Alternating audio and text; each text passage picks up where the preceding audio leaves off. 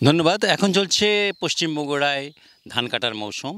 কারণ আপনারা জানেন যে আসলে পশ্চিম বগুড়ায় জমিতে ১ম এ আপনার আলু লাগায়। এই আলু উত্তোলন করার পর তারপর বোরো ধানের কাজ শুরু হয় এবং বোরো ধান বপন করে। এই যে বোরো ধান আপনারা দেখতে পাচ্ছেন তারা কাটছে। কারণ এই বোরো ধানটা এখন পাকতে শুরু করেছে।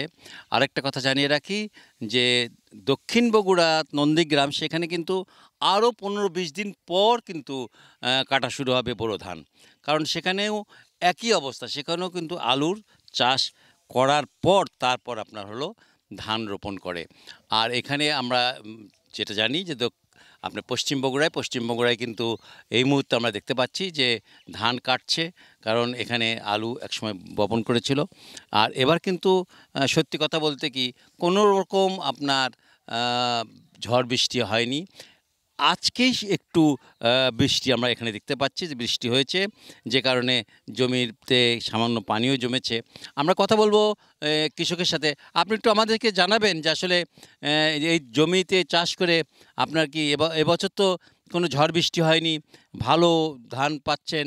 তো লাভ লোকসানের কথাটাও একটু মাথায় রেখে আপনি আমাকে যদি একটু জানান যে আসলে কেমন হচ্ছে, বিঘা প্রতি কেমন ধান পাচ্ছেন?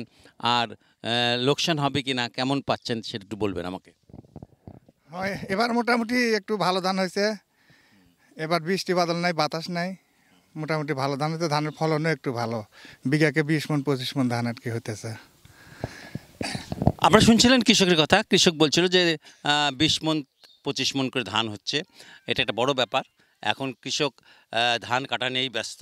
আমাদের এই পশ্চিম বগুড়ার মানুষ ধান কেটে তারপর এখন এই মুহূর্তে তারা ব্যস্ত সময় পার করছে।